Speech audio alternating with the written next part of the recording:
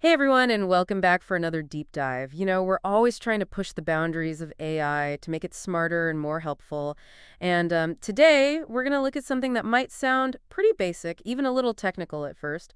But trust me, it's really fascinating. Oh yeah, it definitely is. It all comes down to this. How do we talk to AI, specifically these LLMs, those large language models that are powering chatbots and, well, so much of what we're seeing with AI these days. And the surprising thing is, it might not just be about the words we use. Right. It's not just what you say, but how you say it. And in the case of LLMs, that how is all about formatting. Okay, formatting. So, like, are we talking bold text and font sizes? I mean, come on. Well, not exactly. Think more about things like punctuation, capitalization, line breaks, even the order of information.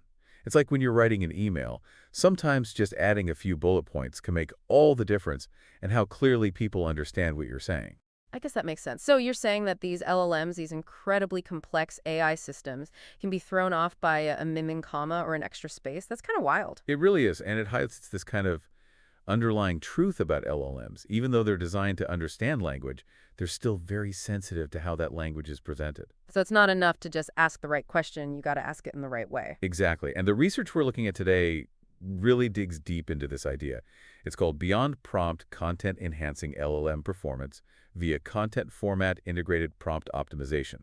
Quite a mouthful, right? Yeah, that's a bit of a tongue twister. So, what did they actually find? Any juicy details? Oh, definitely. They found that even tiny tweaks to the formatting, like I said, could completely change how an LLM responded. In some cases, it was the difference between a perfect answer and a total fail.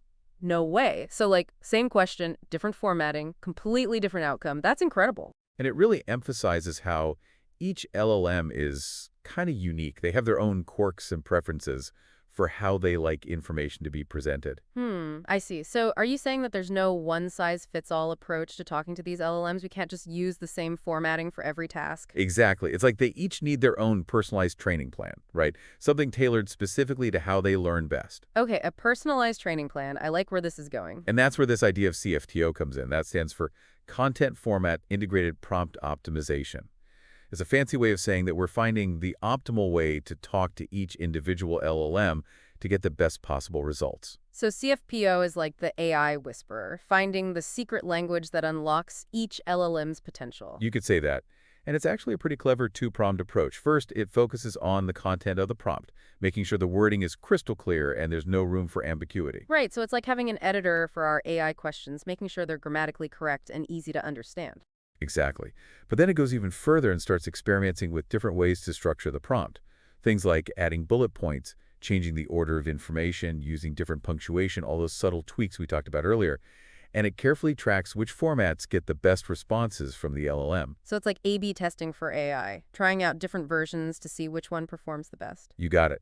And to make this whole process even more effective, they use something called a structured prompt template. A structured prompt template. Now that sounds a little intimidating. What exactly does that mean? Well, think about it this way. Imagine you're trying to explain something complex to a friend. You wouldn't just throw a bunch of random words at them, right? No, I'd try to organize my thoughts, start with the main point, maybe give some examples. Exactly. And that's what this template does for LLMs. It breaks the prompt down into clear sections, the instructions, the details of the task, the desired format of the output, a few examples, and finally, the specific question you want the LLM to answer. This structure gives the LLM a clear roadmap to follow. Ah, so it's like giving them a step-by-step guide instead of just a jumbled mess of information. No wonder it helps them perform better. Right. And then comes the really cool part, the format optimizer. This component actually uses another LLM to help generate and test different prompt formats. It's like AI helping AI get better, which I find incredibly fascinating. Whoa, AI inception. So we've got this format optimizer strategically picking which formats to test, and then we have this other LLM generating a whole pool of potential formats. It's like a dream team for optimizing prompts. It really is, and that's why CFPO is so effective. But it's not just about the how. We also need to talk about the why. Why is getting the format right so important? What's the big deal? Yeah, that's a good question. I mean, it sounds like a lot of effort just to tweak a few commas or line breaks. Well, the research shows that those seemingly small changes can have a massive impact on an LLM's performance. Remember that math problem we talked about earlier, where one LLM aced it and the other one totally failed? Yeah, just because of the formatting, right? Exactly. It all comes down to minimizing confusion and making the LLM's job easier. So, a well formatted prompt can literally be the difference between an LLM understanding what you want and being totally lost. Precisely. It's like if someone asks you for directions, you're much more likely to get them where they need to go if you give them clear step-by-step instructions, right? Yeah, that makes And sense. remember those pre-trained LLMs we discussed, the ones that haven't undergone much specialized training? Right, those are the LLMs fresh out of AI school, right? Exactly. They seem to be particularly sensitive to how information is presented.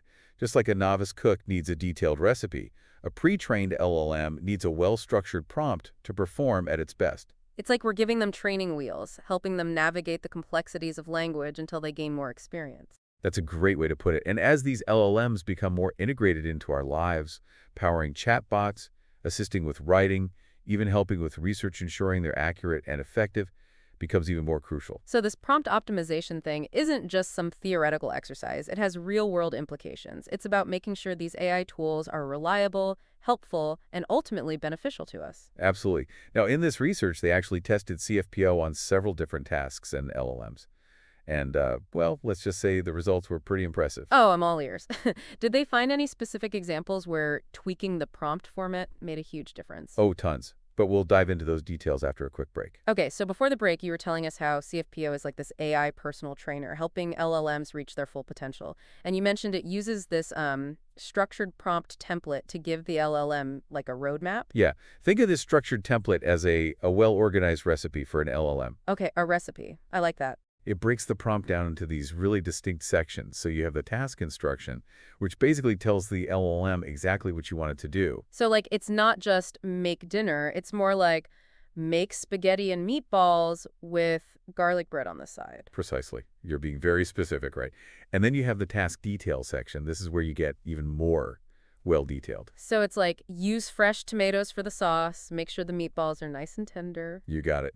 And then there's the output format section. This is where you tell the LLM, well, how you want the answer presented. Like, do you want a bullet list, a paragraph, maybe a specific code format? So, you're setting expectations for the final product. Exactly. And then, of course, we have the few shot examples section. Ah, the examples. Those are always helpful, right? Like showing the LLM a few samples of what you're looking for. Absolutely. This is where you give the LLM a few worked out examples, showing it the kind of reasoning and the answers that you're looking for.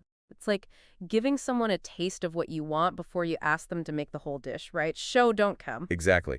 And finally, you have the query section, where you actually ask the question or present the problem you want the LLM to tackle. So all the previous sections have basically like prepped the LLM, giving it all the tools and guidance it needs to really knock it out of the park. That's the idea. Now, let's shift gears a bit and talk about the format optimizer. This is where things get, well, a little more complex. Format optimizer, bring on the complexity. I'm ready. It uses this algorithm called UCT, stands for upper confidence bounds applied to trees. UCT, trees. Okay, it sounds like we're about to enter a statistical forest. Can you guide us through this without, getting us too lost in the technical weeds? Of course, imagine you're searching for a hidden treasure, right? In this vast, unexplored land, you got limited time, limited resources. You need a smart strategy to find that treasure efficiently. That's essentially what UCT does for prompt formatting. Okay, I'm intrigued. Tell me more about this treasure hunting algorithm. So UCT, it balances exploration and exploitation. It starts by randomly testing out a few different prompt formats, kind of like an explorer taking a few initial paths. Then it analyzes the results. Did the LLM perform better with certain formats? Right, like are we on the right track here or is this a dead end? Exactly.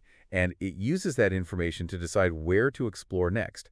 The upper confidence bounds part of the algorithm that encourages it to keep exploring new possibilities. So it's not just randomly trying things, it's actually learning as it goes and adjusting its approach. Precisely. Now, the trees part of the algorithm that comes from how it visualizes this whole process.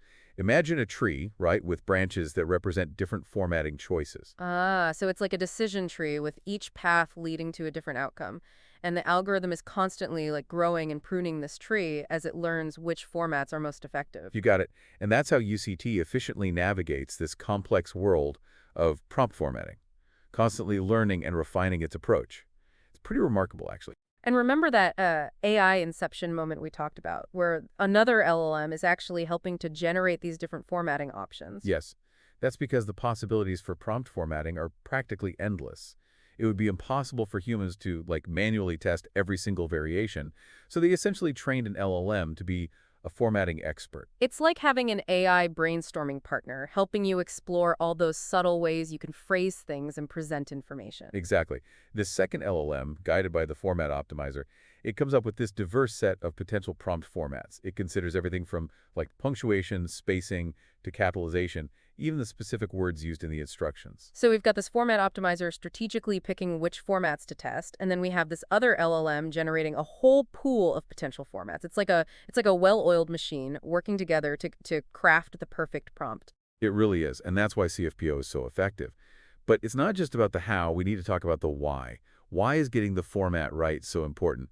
What's the big deal? I mean, it sounds like a lot of effort just to tweak a few commas or line breaks. Yeah, I mean, does it really make that much of a difference? Well, the research shows that those seemingly small changes, they can have a massive impact on an LLM's performance. Remember that math problem we talked about earlier? One LLM could solve it, the other couldn't, just because of the formatting. Right, that was a pretty striking example. It all comes down to, like, minimizing confusion and making the LLM's job easier. So you're saying that a well-formatted prompt can be the difference between an LLM understanding what you want and being totally lost. Precisely. It's like if someone asks you for directions, you're much more likely to get them where they need to go if you give them clear step-by-step instructions, right? Yeah, for sure. And remember those pre-trained LLMs we discussed, the ones that haven't undergone much, specialized training. Right, they're still kind of new to the game.